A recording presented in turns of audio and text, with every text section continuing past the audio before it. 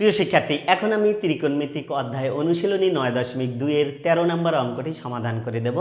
দেখো, 13 নম্বর অঙ্কে বলেছে যে sine 60 degree into cos 30 degree plus cos 60 degree into sine 30 degree equal sine 90 degree, এইটা দেখাতে হবে। তাহলে দেখো, যেহেতু দেখাও যে এবং প্রমাণ করো যে বললেই আমাদের লেফট সাইড বা বাম পক্ষ দিয়ে আমরা শুরু করতে পারি। তাহলে দেখো, আমরা শুরু করব 13, left side sine 60 degree into cos 30 degree plus cos 60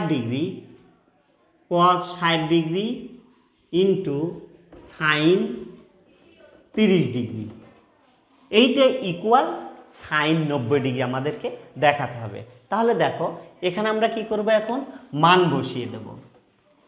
তাহলে আমরা মান যদি বসাতে যাই, সাইন 60 ডিগ্রির মান হলো √3/2 ইন্টু কস 30 ডিগ্রির মান √3/2 প্লাস এই পাশে আবার কস 60 ডিগ্রির মান হলো হাফ ইন্টু আছে, এরপরে সাইন 30 ডিগ্রি মান হাফ।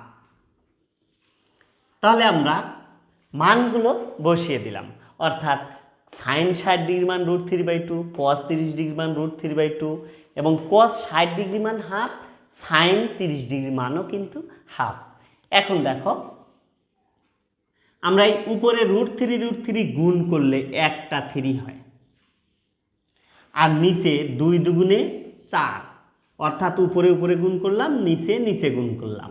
এরপর দেখো প্লাস এই 1 আর 1 যদি আমরা গুণ করি, কারণ উপরের সংখ্যা দুইটা হলো 1, তাহলে 1 হকে 1 আর এখানে 2 গুণ করলে 2 দুগুণে 4। এখন আমরা কি করব, এই হরগুলোর লসাগু করব, অর্থাৎ এখানে দুইটা ভগ্নাংশ আছে, ভগ্নাংশ এখানে আছে হর 4, এখানে আছে হর 4, এই 4-এর লসাগু হলো 4। আমরা 4টা বসিয়ে দিলাম। এখন দেখো, এখন এই হর 4 দ্বারা এই লসাগুর 4কে আমরা ভাগ দেব।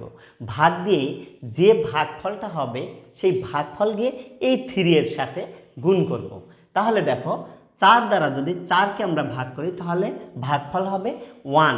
এই 1 যদি 3-র সাথে গুণ করি, 3 হকে 3 প্লাস, এরপরে দেখো এই হর 4 দ্বারা যদি এই লসাগুর 4কে আমি ভাগ দিই তাহলে ভাগফল হবে 1।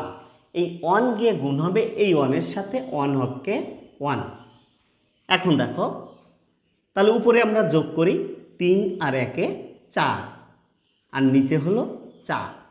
তাহলে যদি এখন আমরা ভাগ দিই, ভাগফল হবে 1। তাহলে আমরা বাম পক্ষে কিন্তু 1টা পেয়ে গেলাম। এখন আমরা রাইট সাইড বা ডান পক্ষের কাজ করব। দেখো, তাহলে আর এস রাইট সাইড ইকুয়াল, এখানে আছে সাইন 90 ডিগ্রি,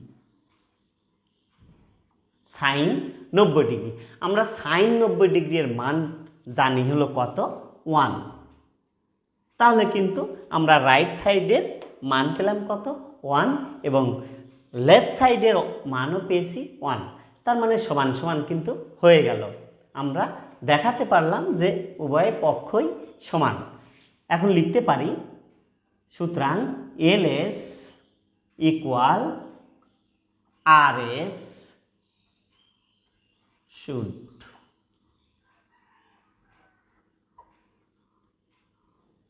শোড, অর্থাৎ দেখানো হলো। প্রিয় শিক্ষার্থী, এইটি ছিল 13-এর সমাধান। আশা করি অঙ্কটি বুঝেছো।